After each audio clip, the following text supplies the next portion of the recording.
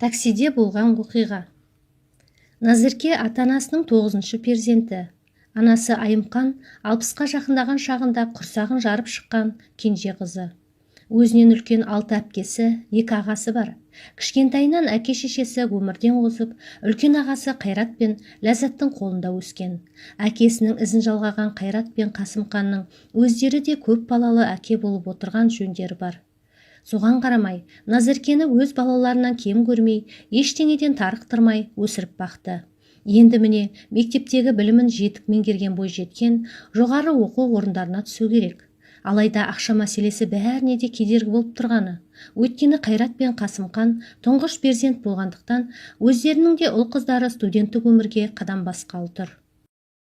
Шағын ғана ауылда тұратын, 1-2 қара мал бағып, күнін көріп отырған отбасыға екі бірдей студенттің оқу ақысын төлеп, шығынын өтеу мүмкін емес еді.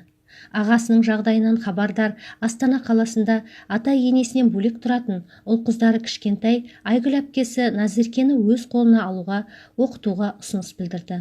Ол кезде Астанадағы бәйтерек ғимаратының енді ғана қолдануға берілген кезі. Жұрттың бәрі бір көруге ынтық болып тұрған алып шаһарға шақырту алғаны Назеркеге майдай жағып кетті. Қуана-қуана келісімін берді. Жездесі Самат жұмыс бабымен Шымкентке келіп қайтар жолда Назеркені өзімен бірге алып кетті. Жездесі мен әпкесі екеуі қаланың көрікті жерлерінің бәріне апарып, аралатып, Назерке мәз-мәйрам болып жүрді. Әпкесі оқуға түсіріп, киіндіріп, жездесі күн сайын жұмысқа барар жолда қымбат көлігімен оқу орнына жеткізіп салып жүрді. Осы құрметтің бәріне жауап ретінде Назерке де Самат пен Айгүлдің ұл қыздарына қарап, үйдің шаруасының бәрін тындырымды жасап жүрді. Самат негізі Жетісай қаласының тумасы. Әке-шеше, туған-туыстың бәрі де сол жақта. Жаңа жылғы демалыс қарсаңында Саматтың ағасы қаза болып, Жетісайға жол жүретін болды. Назерке үйде жалғыз қалатын болған соң, ол да ағаларының үйіне баратын болды. Назеркені теміржол вокзалынан түсіріп, қаланың шетінде орналасқан ауылына таксиге міндіріп жібермек болды. Түнгі 2-лер шамасы. Жас қыз жалғыз өзі таксимен баруға қорқып тұрғаны көздеріне жиналған жас тамшыларынан ақ көрініп тұрды. Бірақ амал жоқ. Ағасының жаназасына асығып тұрған Самат балысын орта жастағы ер адамға аманат етіп, ақысын төлеп көлікке отырғызып жіберді.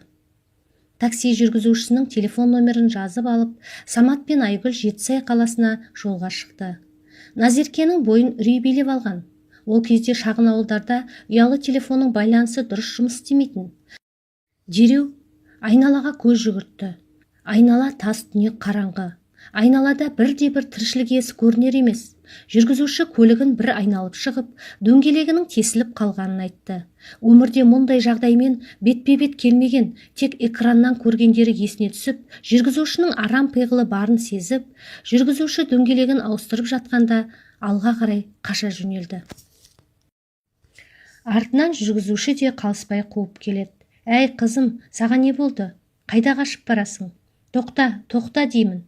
Адасып қаласың қазір. Жоғал, кет. Маған жолама, маған тиіспеші».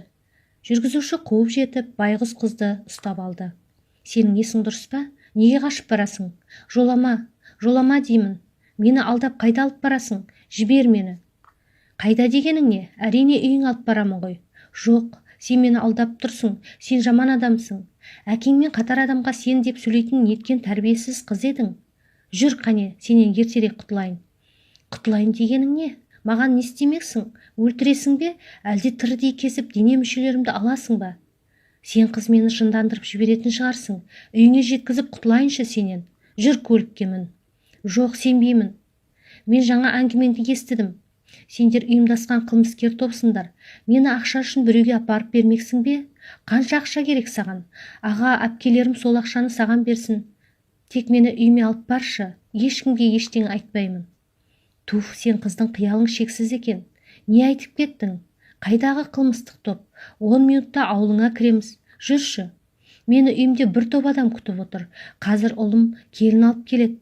Соған қалың малына аз-маз ақша жетпей тұрған соң, әйелімді тыңдамай жұмысқа шығып кетіп едім. Қазір бармасам, құлақ етімді жейді». «Басеке деген әйеліңіз бе? Солай ма? Алдап тұрған жоқсыз ба? Менің ауылым бұл жақта емес қой». Ауылыңа кірер жол көп қой, бәрін түгел білетін адам құсап сөйлемей тез көлікке отыр. Назерке бәрібір қашып құтыла алмасын біліп, Аллаға өз жанын аманаттап көлікке отырды. Бойын билеген қорқыныштан арыла алар емес. Араға 5 минут салып, алыстан үйлердің шатыры көріне бастады. Жүрек соғысы баяулап, көңілі көншіп қалды. Аға, мені кешіріңізші, қорқуың орынды, түк етпейді. Ол үшін емес. Ендеше не үшін кешірім сұрап жатсың? Көлігіңіздің бұзылғаны үшін. Оған сенің кінәң жоқ қой. Бар болғанда қандай, ақымақ басып сізді жаман адам екен деп, көлігіңіздің бұзылғанын Құдайдан тілей беріппін ғой. Жүргізуші мен Назерке күле-күле діттеген жерге де жетті. Назерке аға жеңгесінің үйіне аман есен жетті. Қорыққанға қос көрінер деп осындайды айтса керек.